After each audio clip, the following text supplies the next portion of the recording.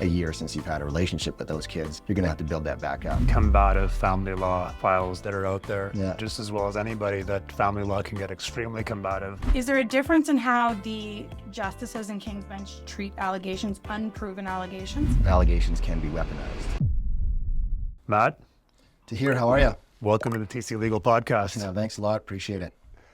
Haven't seen you for a long time. No, it's been a minute, hey? It has been, yeah. I don't know if I've seen you since you graduated from law school, but you up and went and became a legend in the family law industry here in Alberta. Well, that's high praise. Appreciate the legend part, but yeah, it's been coming along. So you're at a firm called Crossroads Law, That's right. Yeah. right? Yeah, and they've obviously taken a pretty good foothold in the family law practice in all of Western Canada over the last 10 years or so. Yeah, I had our founding partner, Marcus, he's been doing a really good job of building out the firm. We started in 2017 with 4 lawyers and about 3 staff between 2 offices in Vancouver and Calgary. And now we're up to, I want to say 24 lawyers and similar number of staff between the 2 offices. So yeah, it's been quite a bit of growth in the last 8 years. Yeah, so what is it that sets a firm like Crossroads Law apart from, some of your competitors? Well, I think we take a very high level of client-centered focus in our practice. We also have a bunch of different models of retainers and that types of things that we built into how we can help people. As I'm sure you guys are aware, there's a lot of access to justice issues. And so we were kind of pioneers almost of legal coaching and a limited scope retainer. Coach your case, right? Yeah, it was Coach My Case. We just do it under Crossroads Law now. My understanding is that some other stuff is happening with Coach My Case that I'm not probably able to talk about just yet, but it's coming back. And then, basically it just means that you can have as much legal services or help as you want. So you don't have to retain a lawyer to go to court and answer every single email or accept every piece of letter from the opposing counsel. If you need help, you just come and see someone and you can talk, and they bill you for the time you spend. You talk for 20 minutes, they charge you for 20 minutes. If you want us to review documents or send documents to you that you can use for court, we do that. It's whatever the person needs instead. So a lot of the stuff in court, most people can probably do on their own. And a lot of people can't get into the legal aid because they make too much money, but not enough money to pay someone to represent them full time. Right. So we try to fill that gap with providing some services and stuff in the background. Do you find that Crossroads is kind of unique in offering those types of limited scope services, if you will? I believe so. I think a lot more people are doing it now. When we started doing it, I wasn't aware of anybody else in the province that was doing it either. I can't say for sure there wasn't, but I wasn't aware of anyone. You ended up borrowing a little bit of plaintiff side personal injury by offering services on a contingency basis. Is that right? We do a little bit, not a whole bunch of contingency stuff, and we're pretty particular on the contingency side for what files we can take, but that is another option that we can give to people as well too. Right. Yeah. And so, I feel that especially over the last 10 years or so since we got called to the bar, there's been an increasing interplay between the practices of criminal law and family law, I feel at least. So how do the both of you kind of see how family law and criminal law, sort of play together? Yeah, definitely from the defense perspective, there's so many times we have individuals who come in charged with most often something relating to domestic assault or sexual assault within a relationship. And it almost always leads to spillover into family court. Most notably when there are kids involved, when it comes to custody, access, who maintains possession of the matrimonial home, things like that. And the main reason for that is because almost by policy in Alberta right now, if you are charged with domestic assault or sexual assault, your release conditions require you to have no contact with the complainant and to not go to where they live, even if you're the one who's paying the mortgage for where that person happens to live right now. And so that automatically stops you from speaking to your spouse, somebody you share finances with, somebody you co-parent with, and it stops you from going to the house except for once with police escort just to grab personal belongings. And so many times I've had clients come to me saying, I just want to be able to see my kids. I just want to know what's happening. And I tell them to go talk to a family lawyer right away because I don't practice family law, and that is by choice.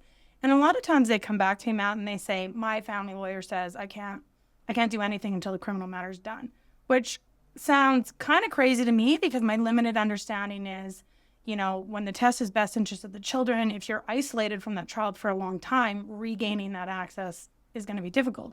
And realistically speaking, these types of cases can take anywhere from 8 to 14 months. So what is that the best advice? I get it's case specific, but where are we at with that? Yeah, like everything in law, and especially in family law, it depends.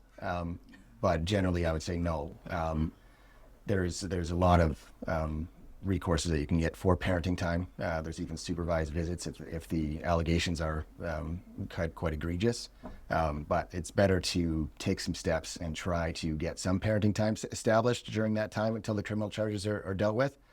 Because then if you don't, and then you turn around and start your family law matter from then, you're coming back to start fresh from right there. And it's been a year since you've had a relationship with those kids. You're going to have to build that back up. So you're better off in trying to get into the courts, get some sort of order for some sort of access at the very least, as well. I don't know on the criminal side, but most of the emergency protection orders, they will have provisions in them that talk about there, except for access regarding to a parenting order. So you get an emergency protection order, and then you can also go get a parenting order. And in terms of getting a parent, is it all or nothing? Like if you're trying to access your kid, do you have to start the whole process, the divorce process, the division of does everything have to go, or can you just deal with the access issue? No, you can pick. You probably want to get everything going, but obviously certain issues are going to be a lot more pressing than others, and there's only so much you can do and going into court at a time. Like if you're going into court in morning chambers, they're only going to want to hear one thing. Short things. Yeah, you can only talk there for 20 minutes or so, so they're going to make quick Band-Aid solutions that can move them to some more formal hearing, like a domestic special or oral hearing or even a trial. So you want to be fairly strategic on what's the most important. And quite frankly, if you can, bring the other stuff out of court into mediation arbitration if possible. And even with, domestic violence, mediation is possible and can be very beneficial. And that's something that you do specifically. Yeah. Mediation arbitration. So I do offer mediation arbitration services. So I'll act as a mediator arbitrator for both lawyer-assisted mediations or just with the parties want to come and see me. And have you done that with individuals who have been dealing with domestic violence allegations, either in court or out of court? Yes. So there's a lot of safety precautions that you can put into place. Some things that we will do is we'll have one person come in first and get them set up in one room, and then set up the other person in another room, and then the mediator will go back and forth and caucusing. We try to make everybody as comfortable as possible. And quite frankly, when you're in the mediation sense, even if the allegations of the domestic violence aren't substantiated, if you want to get something resolved, make everybody comfortable. So don't worry about that. We'll just make it work for everyone.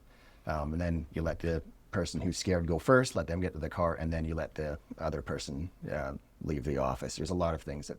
So even logistically, like how you approach it, there's a lot of steps. There's a lot to do that. But there's been some recent studies and articles talking about the benefits of mediation when there is domestic violence as well too. Just generally speaking, mediation is the way to get your family law matters resolved.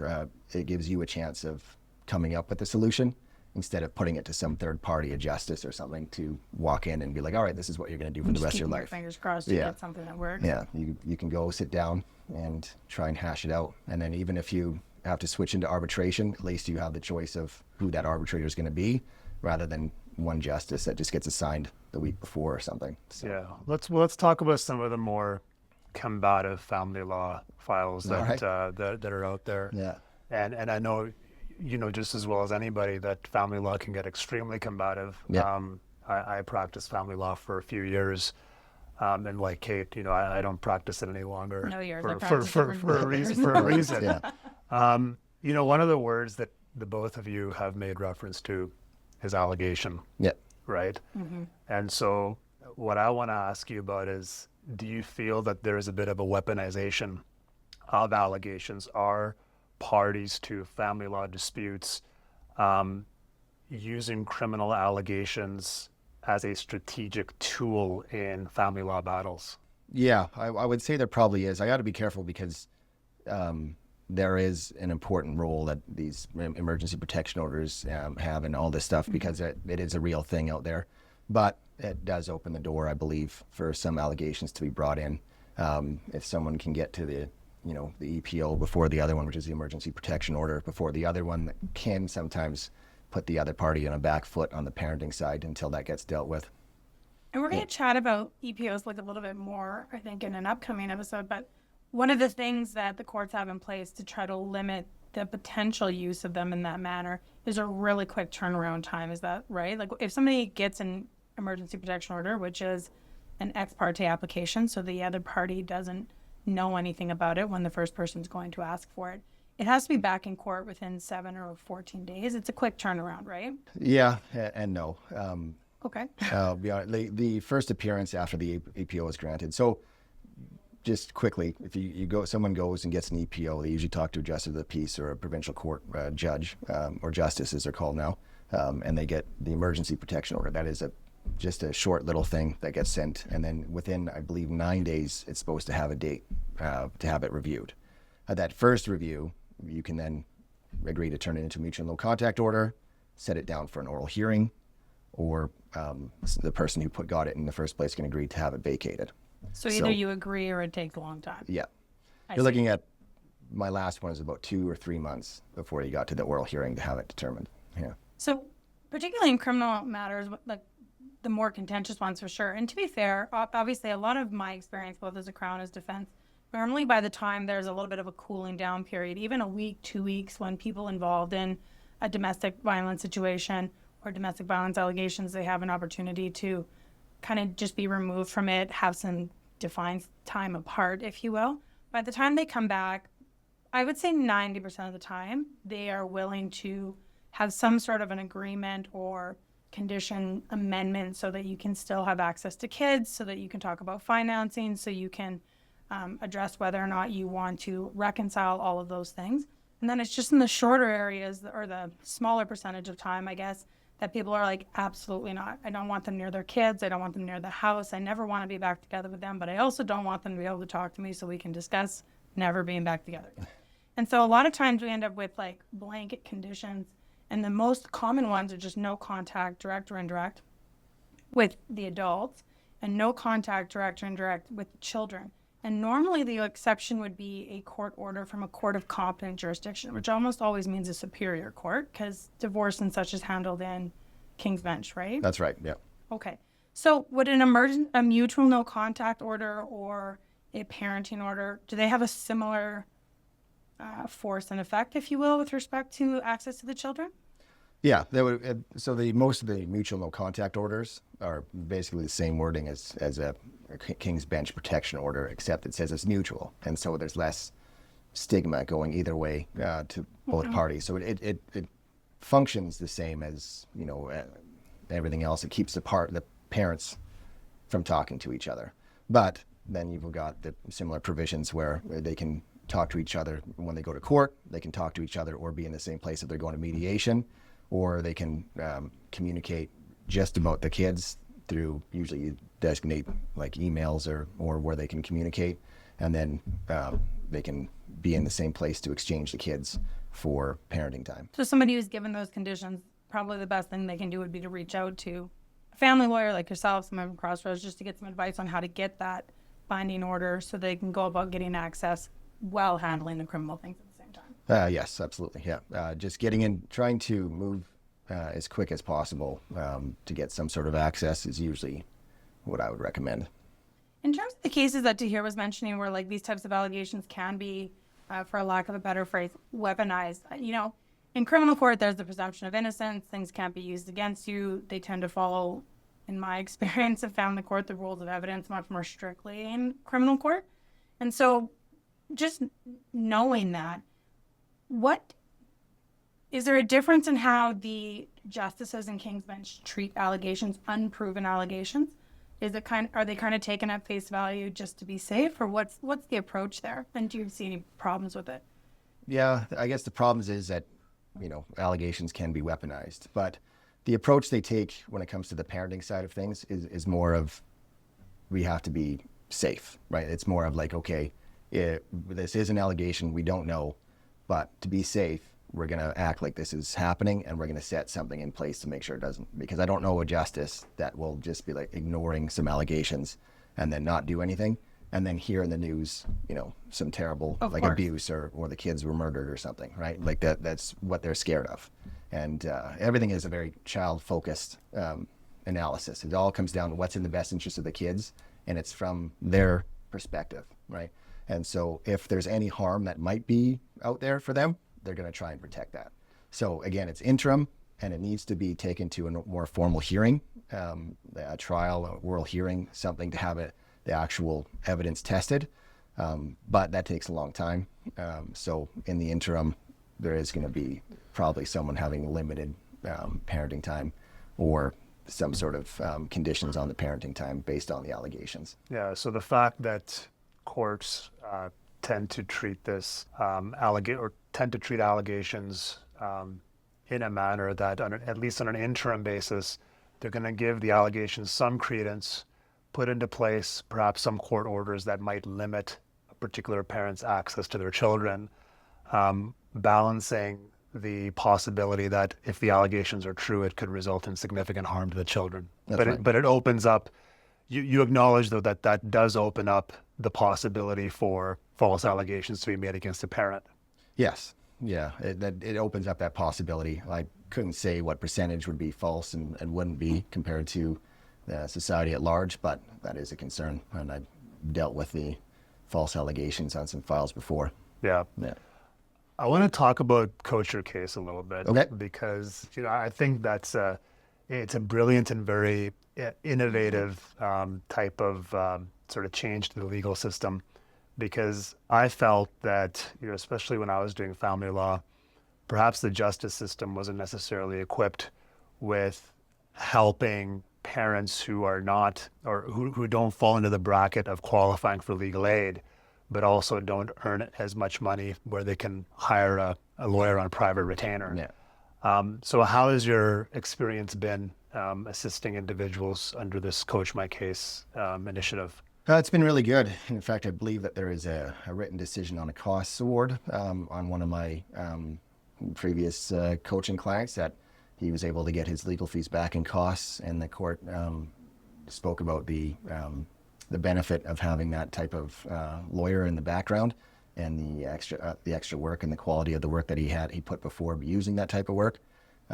So yeah, it's very helpful for a lot of people. Because like I said, most people can handle a lot of these things on their own. If it can get really complicated, so having at least some help is very beneficial. And in terms of the access to justice, I mean, in the criminal court, you might not have an appointed lawyer or a legal aid lawyer for trial. There's always duty counsel. So whenever you go to docket, if you go to even a lot of disposition courts, there's always a trained criminal lawyer there who you don't have to retain. You can show them your disclosure and you can go through things. There isn't something like that for family law individuals. Is that fair? Yes and no, because there is something like in morning chambers, like in I believe in the self-rep courtroom. There is someone that everybody can talk to in the Alberta Family Docket Court, which is a triage court that we have to go to in the King's Bench now to get all next steps. There is a duty counsel that everybody's supposed to talk to, and usually they reach out. But it's not, I wouldn't say that it is as in-depth as what you have over in the criminal side, because really you have to go to court, then wait your turn to talk to that person. They talk to them that morning, and then they speak for you and try to help you out or guide you through what you can do. Like in the docket court, family docket court setting, they're like, here's your options. This is what you can ask the court to do for your next steps, and this is what you're gonna have to do after that. So what do you want to do?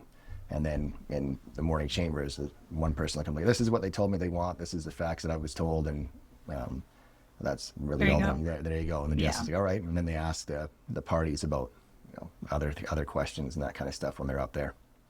And in terms of family law, I mean, as counsel, when you're dealing with, I know as Crown counsel, when I was dealing with self-reps on the other side, I always struggle with, obviously, it's a very adversarial system, particularly in criminal law. It's the state versus, this individual. And if it's an unrepresented individual, the power imbalance is even more obvious.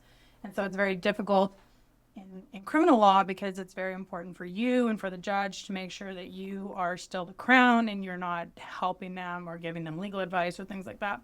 But some of the times that I went to family court, or EPO court just to observe or with colleagues previously, it seems like a lot of times the court, because the self-represented individual maybe doesn't know what they need to do and doesn't understand the test, there's quite a bit of pressure put on you as the only lawyer in the room to try to navigate things, which can make it difficult for you to just be on your client's side. Yeah. Is that fair? Yeah, you still have an obligation as a lawyer to the courts, right, to make sure that you're, doing everything properly, that you're making arguments on both sides and you're being balanced in your submissions.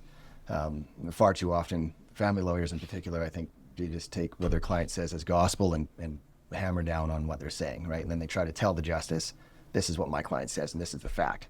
Well, that's not what they're looking for. They want some more balanced approach to how they're going to try and figure out this question. They're going to try, especially in the interim, is try to figure out the best thing that can do for now, right? And so when you're in there and there's a self-rep on the other side, you have to walk the line of like, I have to do this for the court, and I have to make sure I don't give legal advice to the other side because I'm representing this party. Yeah. And do you think Coach My Case kind of helps those self-represented individuals be in a little bit of a better position to know even just what the legal test is and what's going to be relevant going in there, and that's something that the bench appreciates? Yeah, most of my conversations on the Coach My Case and just legal coaching through Crossroads Law in general has been, what do I expect when I'm down there? Where do I go? What's going to happen? And so, like, we'll just talk to them, like, here's what they're going to do first. Here's what the justice is going to say. Here's what they're, what you're going to see going ahead of you. And then you're going to wait until your number gets called. And then you'll go up and the justice will likely ask you some questions, and you can tell them what you want, and you go from there and you kind of explain that process. And I can just hear like the, relief coming out of them. Yeah, it is more the procedural side of the law that's more daunting, right? Exactly, yeah. What would you say, what do people save in terms of costs if they choose to go with something like Coach My Case? It could be substantial. Again, like I've had coaching clients where I've talked to them for an hour and then they went off and did it. So I just charge them for an hour. And on the other side, when I'm in a 5-day trial, that's extensive, into tens of thousands of dollars in legal fees and that kind of stuff. So they can save a lot if they do it. But if it's really complex, then you probably need more assistance on. That's when you want a lawyer. Yeah. Like when it's getting overly. I mean, I very rarely tell individuals in the criminal justice system that they should represent themselves because there is a huge power imbalance. Lawyers get better resolution deals in terms of having to cross-examine. The bench is much less able, I think, to be helpful in criminal court.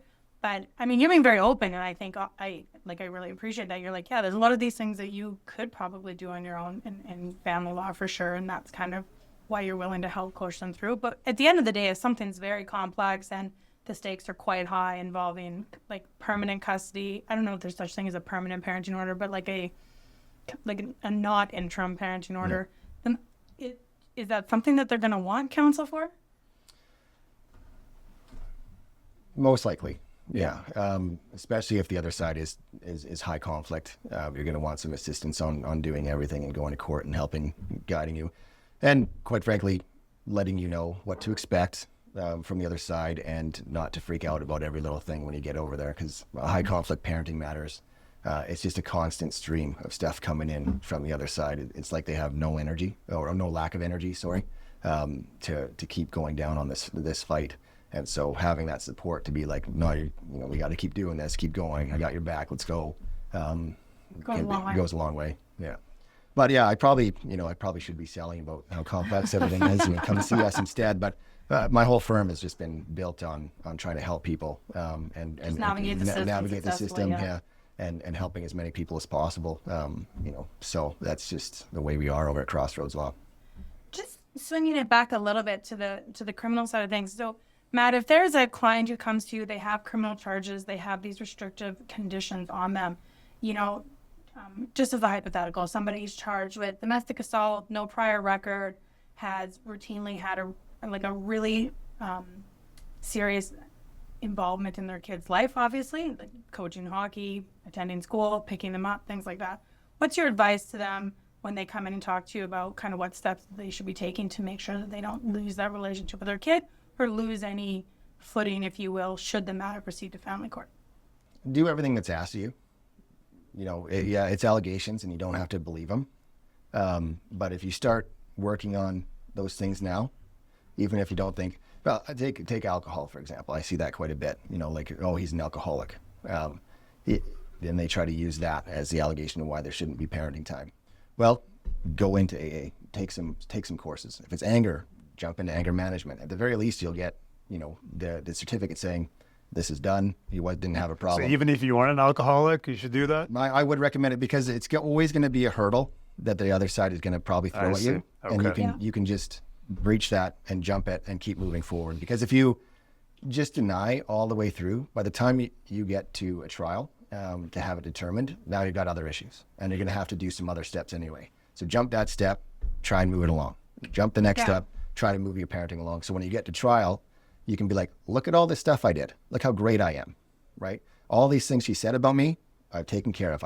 Even though I've always said they're no, not that's true, true. fine. I'm going to demonstrate to you that I'm okay here. Absolutely. I'm okay here. Yeah, because you're not admitting guilt by taking those courses or doing any of that stuff, but you can be like, she said I had those problems. I don't think I did. I went and I did this course because that's the kind of guy I am anyway. And look, it's done. I don't need this. And do you think, have you seen that goes a long way Yes. in terms of, okay? Yeah. I think judges Yes. judges do like reasonable conduct. Yeah. They like initiative too. Yeah, and I think that kind of conduct definitely shows that, you know, a person's not only taking initiative, but they're a reasonable person. Yeah. Yeah. Just to clarify on that too, like people always talk about rights. Like I have rights to my kids and, you know, mom's rights, dad's rights. And people are like, oh, I have the rights to these kids. The court's view is not that. They don't care about mom or dad's rights to the kids. It's a kid focused approach. And those kids have a right to the parents. Right. Okay. And so when you're looking at all these allegations that are coming up, then it's what's in the best interest of this kid, given these allegations to have, and what can be done so they can still have their rights to having a relationship with one of those parents. And so if that parent is having all these allegations in front of them, and then maybe they have supervised visits or they have like afternoons or something unsupervised and it's limited parenting time, if they're also showing that they're doing all this other stuff, then the more and more this is going to build up to have more and more contact and just push away those allegations. So yeah, it's just something that I think mostly because of the time it takes to get to have those things finally determined. If you can just knock them off before they're even an issue, then deal with them there. And so just to loop back to one of the first things I asked you, like the advice that you can't do anything in family court while you have criminal matters going on is it's just not, it's not a one rule fits all. Right. It's the exception, definitely not the rule. Yeah. I mean, if you should be trying to negotiate some parenting time, seeing what kind of parenting time they can get just that way. And if you can't, they're not going to agree on anything, then you should be taking that step to get a court order for something. Okay. Yeah. And I wouldn't go in there and shoot for shared parenting immediately if there's those allegations. But I would be like, you know, these kids need to have a relationship with that parent. And so that's, whatever parent's being, having the allegation with, they need to have a relationship with that one as well as the one that's holding on to them. And so they need to have that built up some way, somehow. Well, Matt, I think I'm just checking out our time, and I see to here looking down. I know that we're hoping to go through a number of topics with you, but I think this is definitely a good start, a good introduction to the crossover between the criminal and the family for the first round. So thanks so much for being here today. Oh, yeah, it was a lot of fun. Thanks for having me, guys. Yeah. Appreciate it. I'll be back for sure.